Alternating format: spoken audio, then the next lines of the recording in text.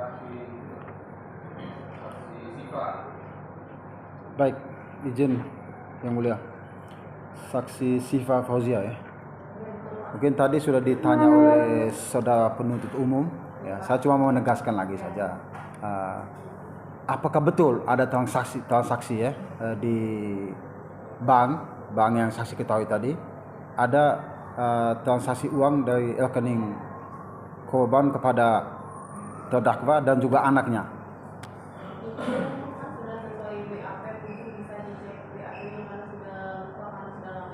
Ya, saya mau pastikan BAP, kita juga pegang BAP-nya saksi. Jadi masanya mau pastikan apakah itu betul. Saya berpindah ke saksi ya, Pak Untal Tobin. Mungkin saya mau perjelas lagi ya pertanyaannya. Apa kapasitas saksi dalam PT ini? Tadi ada PT yang saksi sebutkan tadi. Apa kapasitas saksi dalam PT ini? Kapasitas saya? Ya. Awalnya pembentukan perusahaan itu saya sebagai direktur utama. Ya sudah, jadi saksi sebagai direktur utama. Oke. Pada saat pembentukan PT ini, siapa yang sebagai apa inisiatifnya? Inisiasinya siapa? Kalau inisiatif saya tidak begitu mengetahui, tetapi di situ direncanakan PT Royal Invest Utama itu sebagai penyandang dana dari perusahaan itu mempunyai saham 40%. Lalu Ibu Yuni 40%, saya 8%, Pak Dirman 7%, Ibu Iin 5%, total 100%. Gitu Pak. Jadi PT sebenarnya nama PT-nya PT apa nih? PT Kultur Tanjung Utara. Baik. PT yang saudara sebutkan tadi, siapa? Saya tanya sekali lagi, siapa yang menginisiasi untuk membentuk PT itu? Yang menginisiasi itu mulai proses ya Pak. Jadi ketika pembicaraan itu dimulai dari adanya di Ponyo Puncak, di situ dibahas seperti apa. Saya tidak begitu mengetahui karena ya siapa, mau saya langsung aja, siapa yang membahas sedang menginisiasi? Yang menginisiasi ya, untuk membentuk. Ada Ibu Ron, ada temannya Pak Ron, ada pihak Ibu Yuni, ada saya, ada Pak Dirman, ada timnya Bagus. Di situ kumpul semua. Jadi yang menginisiatif ini semua kalian ya, semua, yang ada dalam PT ini. Semua menginisiasi. Baik. Dalam pembahasan tersebut, poinnya adalah apa sih sebenarnya tujuan mendirikan PT ini? Lebih jelas ya tujuannya. Tadi saksi mengatakan bahwa dengan tegas ya, bahwa untuk menguasai tanah-tanah apa? Hendong Verponding. Oke. Nah, pertanyaan saya, apa sih tujuan sebenarnya? Gitu. Ya tujuan sebenarnya itu tadi, bagaimana tanah-tanah yang masih kosong itu bisa dikuasai oleh perusahaan, kemudian dijual. Baik. Pertanyaan saya, tanah-tanah yang masih kosong tadi tanah milik siapa? Sebagian ada yang ditempati masyarakat, sebagian masih ada yang kosong, sebagian ada yang dikuasai negara, sebagian ada yang dikuasai swasta. Saya bukan tanya siapa yang menguasai tanah itu, maksudnya tanah itu sebenarnya milik siapa? Gitu. Kok bisa PT mau? Berarti ini PT ini kumpulan, mohon maaf, ini penjahat semua loh. Tanah-tanah kosong kok tiba-tiba kalian duduk sepakati bikin PT lalu mau membuat sertifikat dan lain-lain. Ya, karena sudah ada suratnya Pak, sudah ada surat pelepasan dari Menteri Agraria yang menyatakan bahwa tanah A ini adalah milik dari surat ini. Ya, maksud saya, pertanyaan saya, siapa pemilik dari surat itu? Pemilik dari surat ini saya nggak tahu siapa, tetapi yang tercantum di situ WLA, AA Groot, William de Groot. Apakah yang saudara maksudkan itu ada hubungan dengan Ibu Yuni? Ya, Ibu Yuni adalah bagian dari keturunan WLA Groot. Saudara dengan tegas ya mengatakan bahwa itu keturunan Ibu Yuni. Apakah saudara pernah melihat bukti-bukti bahwa betul Ibu Yuni adalah sebagai ahli waris ya, yang terkait PT itu? Pernah? Ya, saya pernah melihat keputusan pengadilan PWA-nya, penetapan ahli waris. Saya pernah lihat silsilah beliau itu turunan PB8 dari Semarang. Saya pernah melihat silsilah keluarga beliau. Artinya saksi yakin ya dan percaya bahwa betul Ibu Yuni ini betul-betul dia sebagai pemilik tanah tersebut. Iya. Hanya memang tanah tersebut masih ada tanah kosong, ada yang sudah dalam penguasaan masyarakat. Oke, baik. Lalu apa hubungan dengan saudara terdakwa? Saudara terdakwa ini bagian dari KTU, bagian dari rumpun KTU yang merupakan setelah saya turun dari direktur utama digantikan oleh beliau. Jadi otomatis Pak itu menjadi sangkut semua karena di situ ada Royal, PT Royal, ada Ibu Iin, ada Ibu Yuni, ada saya yang merupakan satu akta. Baik, saksi. Tadi ada saya dengar ada terkait saham-saham ya dalam pembuatan PT tersebut. Nah, dan sudah dipastikan bahwa saham-saham adalah saham fiktif. Iya, karena saya tidak pernah setor. Tidak pernah ya? Tidak pernah. Nah, baik, pertanyaan saya, saksi kan sudah mengetahui bahwa dalam pembuatan perusahaan ini di awal saja sudah muncul terkait saham fiktif, ya toh? Mengapa saksi mau gitu dan ada keterlibatan terdakwa di situ? Artinya udah nggak benar nih perusahaan kok sahamnya fiktif. Gitu. Begini, karena begitu perusahaan dibuka, kita berpikiran bahwa PT Royal Investama sebagai penyandang dana itu yang memberikan invest kita ke dalam perusahaan. Oh, jadi saksi yakin ada yang menjanjikan? Bukan menjanjikan, PT Royal Investama ini kan penyandang dana.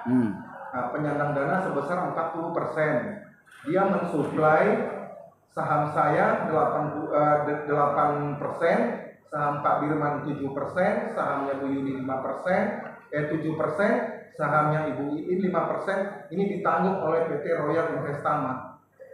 Jadi ternyata hanya di PHP saja. Faktanya fakta disetor atau tidak saya tidak tahu Pak. Jadi saksi tidak tahu. Tidak tahu. Baik, saya fokus pada saat pembuatan PT. Iya. Pada saat pembuatan PT itu di mana tempat saksi membuatnya? Itu dibuat di Kebayoran Baru. Di Notaris. Nama siapa? Faisal. Ya udah. Muhammad Faisal. Oke, baik. Pada saat menuju ke bertemu Pak Muhammad Faisal, saksi bersama siapa saja waktu itu? Saya tidak ikut di situ. Yang di situ ketika itu notarisnya dipanggil ke kantor.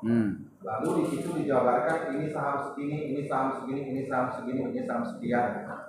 Ya, lalu pihak notaris membuat sesuai dengan keterangan pihak perusahaan. Jadilah itu akta. Oke, baik. Pada saat penandatanganan akta, apakah saksi melihat saudara terdakwa Jos ini membujuk korban ya? Ya.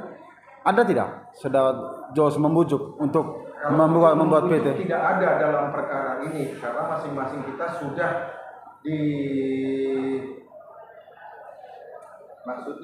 diserahkan Pak Jos sekian, saya sekian, Ibu ini. Baik, oke. Itu tadi terkait memujuk. Tadi saksi mengatakan bahwa tidak ada karena semua masing-masing sudah ada kesepakatan dan mengenai keuntungan. Baik.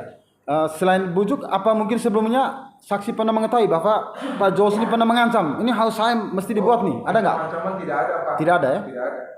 Artinya sepengetahuan saksi, PT ini dibuat berdasarkan kesepakatan bersama, oke? Dan juga demi keuntungan bersama dalam PT, dan tentunya berdampak pada keuntungan pribadi masing-masing. Baik. Selanjutnya saksi.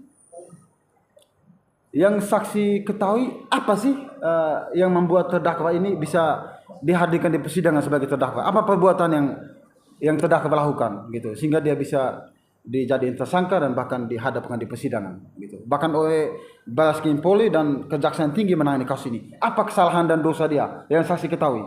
Yang saya ketahui bahwa setelah SK Menteri Dalam Negeri itu berada di kantor dan tiba-tiba yang bersangkutan menghilang, membiarkan begitu saja, tidak mengurus dalam arti kantor tidak mau membiayai pergerakan daripada surat-surat ini, saya nggak tahu, atau memang beliau yang sengaja menghilang, saya juga nggak tahu. Jadi pokok permasalahan sampai terdakwa ini dihadirkan di persidangan saksi nggak tahu? Saya nggak tahu. Saya tahunya itu ketika saya sudah dipanggil menjadi saksi oleh Barreskrim. Terkait SK tadi, Apakah saksi pernah mengetahui bahwa SK yang dihadirkan oleh terdakwa SK palsu? Pernah mengetahuinya? Saya nggak pernah mengetahui SK itu palsu, tetapi gunjang ganjing di kantor mengatakan SK itu palsu. Karena menurut Pak Ron, ada satu perusahaan dari PT Casablanca yang hendak transaksi ke kantor. Tetapi ketika melihat nama pejabat pada saat itu berbeda dengan yang ada pada tahun itu, di situ muncul kecurigaan. Apa kapasitas yang memberikan informasi tadi terkait ada perbedaan nama pejabat? Kok dia mengetahui bahwa nama pejabat tahun ini mestinya ini? Apa kapasitas dia? Kalau yang saya tahu dari Pak Ron di Google itu jelas Sarjarwo. Sementara yang tertulis di dalam SK itu Sarjarwo.